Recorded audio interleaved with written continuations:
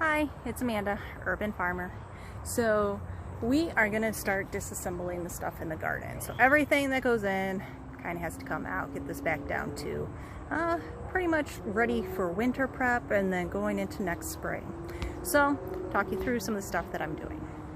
We do still have a lot here in the garden. Like the cucumbers had started to come down. I started taking out the trellis that I have for them. I've got a container that I kind of just put everything in. So you can see I've got some trellis already in here. I've got my little colorful deals that I use to kind of keep birds away.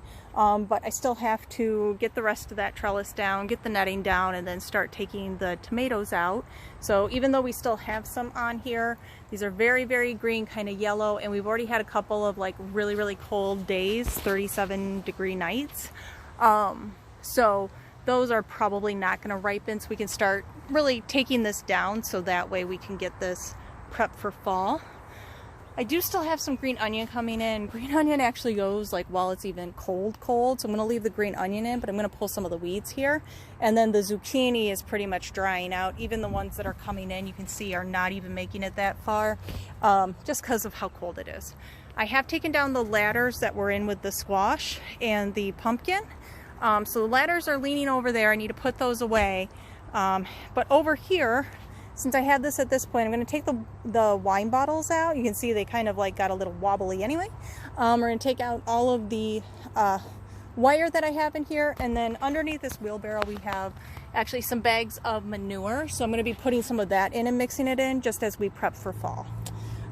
Over here also, the eggplant is starting to, you can see, wither. We still have a couple of eggplant. I might pull them now and see if they are any good. But you know, it's just getting cold. And then my beans, I pulled the last of the beans yesterday. I didn't see, oh, I still have a couple more. So I'll grab those off of there. But otherwise the beans are done, so I can pull those plants. We already pulled out the corn because it had dried out. I'm kind of using that for staging stuff as I'm taking it out. And the sweet potatoes I'm going to pull out also because we're turning brown, almost purple on some of these leaves. So it's time. I'll be able to dig out the sweet potatoes here today and get this all taken care of. So that's just a walkthrough of what it looks like now, and then see in a little bit when it's actually pulled out. So I took a bag of this composted manure. We like to use this one here, which is New Plant Life, and then we also have one, it's the Moo something or other.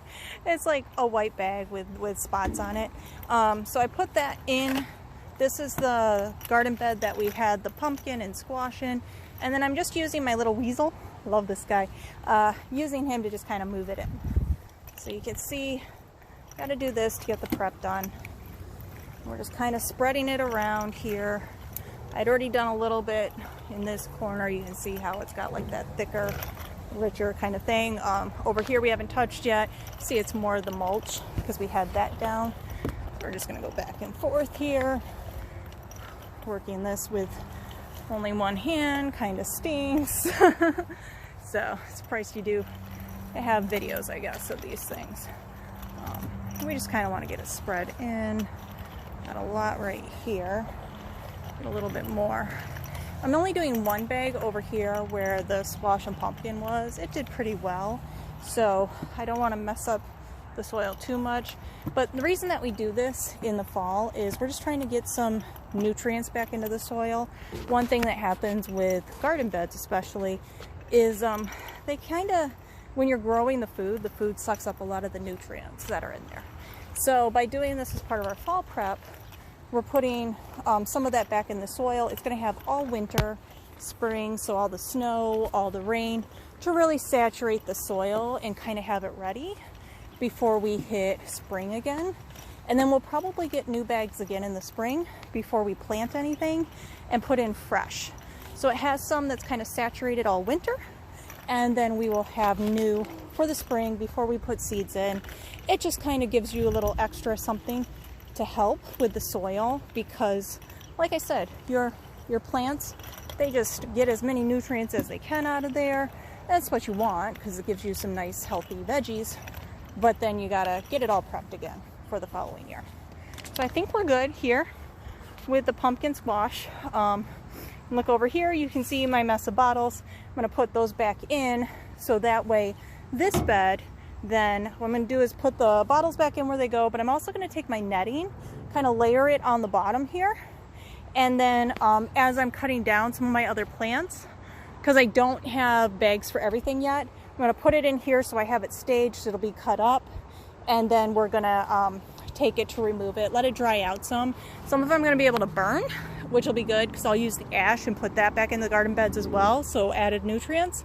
And then the rest of it we will dispose of with other, like the lawn stuff. So please hold. All right, so I've cleared out where the eggplant and the beans were. Thought I'd take a moment as I'm getting this cleared out to show off another one of my favorite tools. So this guy, and I got stuff on it. I don't even know what this is called. It's a little weeder, I guess. It's got this little nick at the end, which is great because you can come in here and you can really like get around a root if you're weeding. So just pull that guy right up versus trying to pick it and potentially leaving the root in the ground. You just kind of dig it all up. So I'll do that for a couple more here. This is one of the like couple of tools that I grabbed when I was coming out here to do this. Other thing that it has is this serrated edge, which is great because I'm actually using that to open up these bags with the manure in it. So one tool, I'm able to pull all these weeds as well as open up the manure bag. So I grabbed that as well as my snippers and called it good. This is by Fiskars. That's actually a really good brand. I have a few of theirs. I am not sponsored in any way. If anyone would like to sponsor me, please feel free. I think I need a few more viewers before that would happen. But just wanted to show this one off because I love it. This is one of the tools I use all the time. Okay, so now we're back where the tomato is. You can see I've been clearing this out. That's where the 2 tomato plants were. And I actually just have the one left. I've been clearing out a bunch of them. So this is where I'm using those little snips, coming in here, doing kind of like little bite-sized pieces, if you would, of them.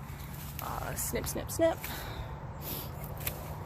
So cutting it small, that way easy for me to grab the branches.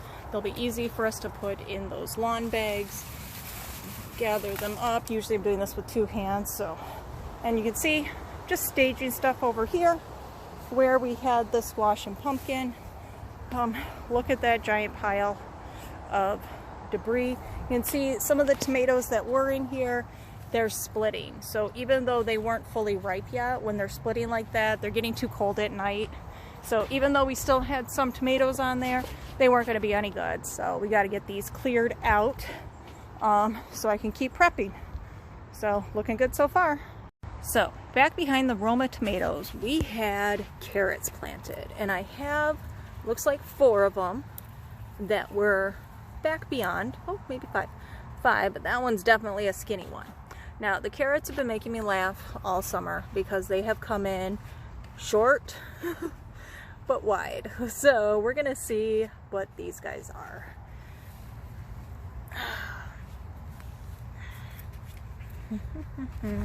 Yep, short.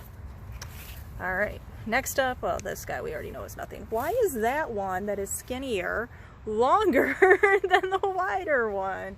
Oh my goodness, these carrots, they're hilarious. You never know, like some stuff turns out, some stuff does not. Just go with it. Okay, this guy, another shorty.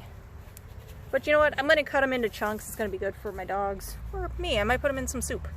All right, let's see what we got here.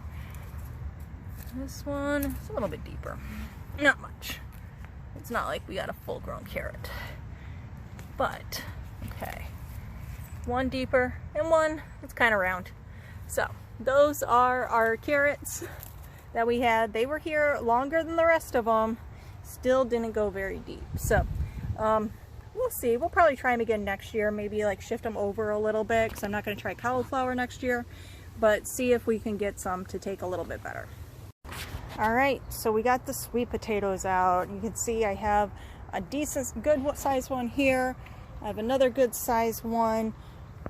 This one, I accidentally chopped it right in half. Oops. And then I have like a smaller one, and I have a few little roots that were in here too. Even though it given me all the indications it was done for this year. Fun thing about potatoes of all varieties is they kind of like regenerate themselves. So we're gonna give this a shot. We're gonna actually put these guys in the ground to see if they're gonna come in next year. So this guy, we're gonna get pretty far in. There we go. And we're just gonna bury him. And this was just one sweet potato plant. I had bought this one as a seedling. So if I can use these guys to regenerate some more, I would love that. Because then I can just use the one plant to kind of have sweet potatoes for a while. Okay, so this guy we're gonna put in here. Put that there. I actually have another sweet potato inside. It come out when I first pulled up all the green portion of it. So I put that inside when I went to get my little spade. I hadn't brought this guy out originally. And then, oops, that's one of my other, I had come out here with some tiny potatoes that didn't fully grow, and I pulled those earlier, so those are now in there. So just take you a walk through. We've got stuff all prepped and ready. We've got green onions still going, everything else, cucumbers, carrots, tomatoes, zucchini, basil, garlic, that's all out of this section here.